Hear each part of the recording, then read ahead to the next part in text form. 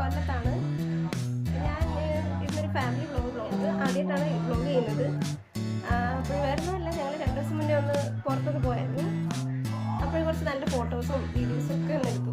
അപ്പോൾ നിങ്ങളോടൊന്ന് ഷെയർ ചെയ്യാമെന്ന് കരുതിയതാണ്. എല്ലാവരും ഒന്ന് കണ്ടേക്കണേ, ഒന്ന് സപ്പോർട്ട് ചെയ്യണേ. ഞാനും ചേട്ടനും മോളും ഒരു ഫാമിലി വ്ളോഗ്. ഹലോ, ഇന്നാണ് സമയം എന്ന് പറയത്തില്ലേ, പറയുന്നത് കറക്റ്റാണ്. ഡെലിവറി കഴിഞ്ഞ് കുറേ നാളായി വിചാരിക്കുന്നു പുറത്തേക്കൊക്കെ ഒന്ന് പോകണം, ഒരു ഔട്ടിങ്ങിനൊക്കെ പോകണമെന്ന്. ഒന്നിനും സമയം കിട്ടുന്നില്ല.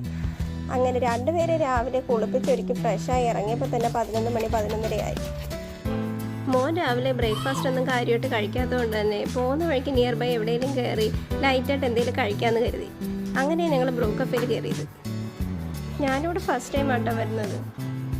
അവിടുത്തെ പീസ് ആൻഡ് കാംഫുൾ ആംബിയൻസും പിന്നെ നേച്ചർ ഫ്രണ്ട്ലി അറ്റ്മോസ്ഫിയറും എല്ലാവർക്കും ഇഷ്ടപ്പെടും. അവിടുന്ന് ഞങ്ങൾ കേക്ക്സ് ഒക്കെ എടുത്തു, പിന്നെ ഷേക്കും സ്പെഷ്യൽ ഐറ്റമായ കോഫി ബെന്നും എല്ലാം കഴിച്ചു. എല്ലാം കഴിച്ചപ്പോഴും മോളിങ്ങനെ നോക്കിക്കൊണ്ടിരിക്കുകയായിരുന്നു. നമുക്ക് 6 മന്ത് കംപ്ലീറ്റ് ആയില്ലല്ലോ, ഫുഡിങ് ഒന്നും സ്റ്റാർട്ടായില്ല. മോക്ക് ജ്യൂസ് കുടിക്കാൻ അറിയത്തില്ലെങ്കിലും അത് കണ്ടുകൊണ്ടിരുന്ന മോൻ അതൊരു എക്സൈറ്റ്മെൻ്റ് ആയി. Brew Cafes consulting agency also. Abroad പോകുന്ന സ്റ്റുഡൻസിന് ഒരു ഹെൽപ്ഫുള്ളായിട്ടുള്ള കൺസൾട്ടൻസിയും കൂടിയാണിത്. അതിനുശേഷം ഞങ്ങൾ നേരെ പോപ്പീസിലേക്ക് പോയി മോക്ക് കുറച്ച് ഡ്രസ്സും കാര്യങ്ങളൊക്കെ എടുക്കാനായിട്ട്. എല്ലാം നോക്കി സെലക്ട് ചെയ്തെടുക്കാനായിട്ട് അവിടെ കുറച്ച് നേരം സ്പെൻഡ് ചെയ്തു. അതിൻ്റെ വീഡിയോസ് എടുക്കാൻ പറ്റിയില്ല, മോള് കുറച്ച് പ്രശ്നത്തിലായിരുന്നു. അവിടെ നിന്ന് ഇറങ്ങിയപ്പോഴത്തേനും ലഞ്ച് ടൈമായി. ഞങ്ങൾ നേരെ സുപ്രീമിലേക്ക് പോയി. മോള് നന്നായിട്ട് വിശന്നിരുന്നോണ്ട് തന്നെ ആദ്യമേ അവളുടെ കാര്യം ഞാൻ സെറ്റാക്കി. ഫീഡിങ് റൂമിൽ പോയി പാല് കൊടുത്തു. അവൾക്ക് കിടക്കാൻ ഒരു ക്രെഡിലും കിട്ടിയപ്പോൾ അവൾ ഹാപ്പിയായി.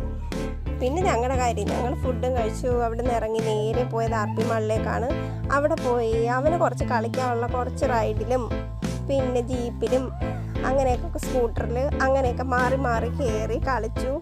ഞാൻ ആ സമയത്ത് അവളുടെ കാര്യങ്ങൾ നോക്കി കുറച്ച് തിരക്കായിരുന്നു. പിന്നെ എവിടെ പോയി എത്ര കളിച്ചാലും മതിയാവാത്ത അവനെ കൊണ്ട് തിരിച്ചു വരുന്ന കാര്യം ഇത്തിരി വലിയ ബുദ്ധിമുട്ടാണ്. എവിടെയെങ്കിലും പോയിട്ട് ഇറങ്ങി കാറ് കയറുമ്പോഴേ ചോദിക്കുന്ന ഒരു ചോദ്യമുണ്ട്, ഇനി നമ്മൾ എങ്ങോട്ടാന്ന്. നേരെ ഇനി പാർക്കിലേക്കാന്ന് പറഞ്ഞപ്പോൾ ഹാപ്പിയായി. നേരെ വരുന്ന വഴിക്ക് നെഹ്റു പാർക്കിലൊന്ന് കയറി. സാറ്റർഡേ സൺഡേ അല്ലാഞ്ഞുകൊണ്ടായിരിക്കാം വലിയ തിരക്കൊന്നും ഇല്ലായിരുന്നു. അങ്ങനെ പുറത്തിറങ്ങിയ ദിവസം ഫുൾ ഹാപ്പി ആൻഡ് എൻജോയ് ആക്കി.